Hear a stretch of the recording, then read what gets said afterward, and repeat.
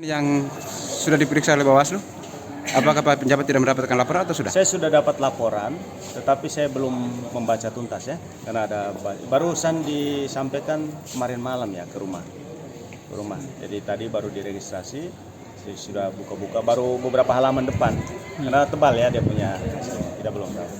Tapi kalau itu sudah disampaikan ke BKN, maka nanti rekomendasi dari BKN itu langsung otomatis ditindaklanjuti PPK.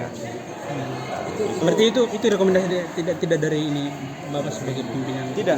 Kalau pelanggaran pemilu, pelanggaran pemilihan oleh oleh Bawaslu itu jalur koordinasinya itu ke atas.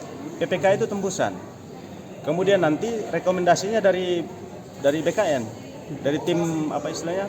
Gakumdu ya, Gakumdu yang di sana.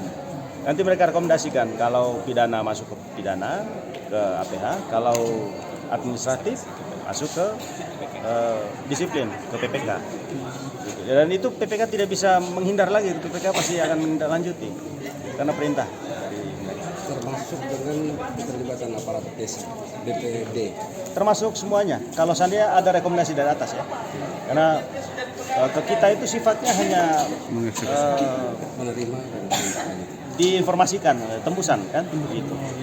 Nanti eksekusi ketika kita mendapat perintah dari atas. Kalau dari sana bilang, ini dugaannya sudah persis, betul, maka sesuai dengan PP 94, maka dia harus ke pasal ini ya, sudah kita eksekusi. terberatnya dipecah. Ya, hukuman berat itu kan berat yang paling berat itu adalah PTDH. Pemberhentian dengan tidak hormat. Tidak hormat. Berat yang ringan itu adalah turun pangkat 1 tahun. Berarti Berat yang kedua bebas jabatan 1 tahun. kita tunggu keputusannya penjabat itu. Penjabat yang berikut ada juga kritik dari DPRD soal insentif fiskal yang lebih banyak yang kemiskinan ekstrim. Iya. Jadi begini, betul itu sudah bagian dari evaluasi kami dalam rapat sebelum berita-berita itu muncul, kita sudah evaluasi. Tetapi begini, itu kinerja tahun berjalan ya. Kinerja tahun berjalan oleh karena kita melakukan akurasi data. Jadi verifali data dari 4.000-an KK, setelah dilakukan verifali oleh tim ternyata dapatnya 1.269 KK miskin ekstrim. Nah, sebelum kita mendapat itu data ini sudah ada. Karena data ini sudah ada, setelah dilakukan verifali dari 4.000-an kita turun ke situ. Jadi penilaian dari pemerintah pusat itu berdasarkan data Januari sampai dengan Juni kayaknya. Januari Juni. Termasuk mereka minta supaya rancangan program kegiatan apa yang harus dibiayai dalam dengan miskin ekstrim. Setelah itu teman-teman tim anggaran menyampaikan ini program kegiatan yang gini. Lalu diterima oleh Kementerian Keuangan. Setelah kami menerima penghargaan itu ya, dana insentif itu turun, PMK 43 keluar, terbit. Memang di sana pensasarannya itu adalah ada 3 aspek yang ditekankan oleh Bapak Wapres. Yang pertama adalah pensasarannya kepada mereka yang miskin ekstrim. Yang kedua, dari miskin ekstrim itu kalau tidak cukup kita kecil lagi kepada yang disabilitas, berikutnya lagi fokus kepada perempuan kepala keluarga. Nah, 3 orang ini, 3 komponen ini perlu kalian perhatikan. Nah, tetapi kan kita lakukan komunikasi juga sesuai dengan persyaratan dari DJPK. Jadi teman-teman tim anggaran menyampaikan draft usulan program dan kegiatan, lalu verifikasinya bisa verifikasi disetujui sehingga tidak menyalahi. Terus tadi dalam kunjungan Pak Gubernur beliau tanya, dana insentif fiskal kalian buat apa? Saya bilang ada bansos Pak, ada bansos untuk beras kepada pensasarannya kepada kakak miskin ekstrim itu, ada juga infrastruktur seperti membangun lapak jualan itu. Dia bilang itu yang benar. Pak Gubernur bilang itu yang bagus, karena kita tidak setiap saat memberi bansos, nggak kuat kita harus memberi mata kail supaya orang bisa memiliki sumber daya baru untuk melanjutkan usaha atau memperkuat ekonominya dengan caranya. Jadi pola-pola pemberdayaan bukan hanya bantuan sosial. Bantuan sosial. Pak Penjabat, terkait dengan Lombok Kurang, apakah tetap dianaktirikan atau ada tindakan apa ke sana yang jebol ini? Oke, Jalan ini, mereka darurat air sekarang bilang. darurat air ya. Iya, darurat air bersih. Kemarin kan tim sudah turun lakukan asesmen.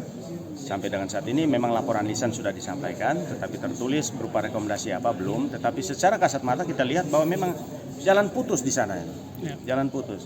Jadi waktu mereka turun, arahan saya itu segera lakukan minimal darurat yang penting ada akses, jangan sampai terputus, ada aksesibilitas ke sana.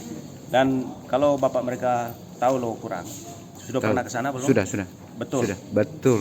Dari Wai Bajak turun ke bawah. Kalau bapak mereka tahu kondisi di sana, itu memang kondisi topografinya sangat Agak itu ekstrim, ya. Ekstrim memang. Dan kalau hujan sedikit dengan kapasitas air yang besar, pasti terbongkar itu.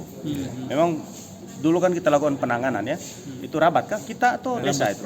Rabat. Dari kita atau desa ya? Dari desa juga. Dari desa juga ya, Rabat sedikit. Karena dulu kami yang buka, saya jadi KSPU, kami buka tembus itu sampai ke Atalojo itu. Ya, ya. Oke. Nah, ya saya tahu kondisinya itu. Berarti ada Pas simpang ke Wai Bajak itu. Tapi artinya selain Tapi saya tidak tahu titiknya apakah benar di situ atau di sebelah mana. kampung Wai Bajak mau masuk ke apa? Lombok Kurang. Kalau dari Wai Bajak kita belok kanan kan? Betul. Pas tikungan naik itu yang bawahnya dibelokan kalau tembus ke atas Atawolo, Ya. lalu belok kanan ke bawah itu yang ada ya, air itu. ya. Oh. Iya, iya. artinya itu untuk selain penanganan darurat yang diambil sekarang, apakah untuk jangka panjang itu mungkin Nah, kalau di atas 1 miliar itu BPBD mengajukan usulan ke BNPB. baik. Ke BNPB untuk ditangani karena ada sumber dananya. Itu Pak Kalak sudah menginformasikan juga secara informasi melalui WA di grup para kepala desa itu di info bencana. Jadi kemudian yang kedua, yang berikutnya, dana desa juga sebenarnya bisa menangani untuk keadaan-keadaan seperti itu. Jadi sepanjang dia juga menganggarkan di sana, maka kita sharing. Ya, sharing. Terima kasih. Karena sesuai BMKG, prediksi BMKG, kita kalau posisi hujan yang besar itu di dasarian kedua Ya, dasarian kedua. Betul, Desember. sampai Desember. Januari. Ya, Januari. Sampai Januari. Dan itu pasti kita akan hadapi mungkin lebih ekstrim lagi nih. Ekstrim lagi. Jadi kita harus hati-hati kita melihat situasi bencana kita ini.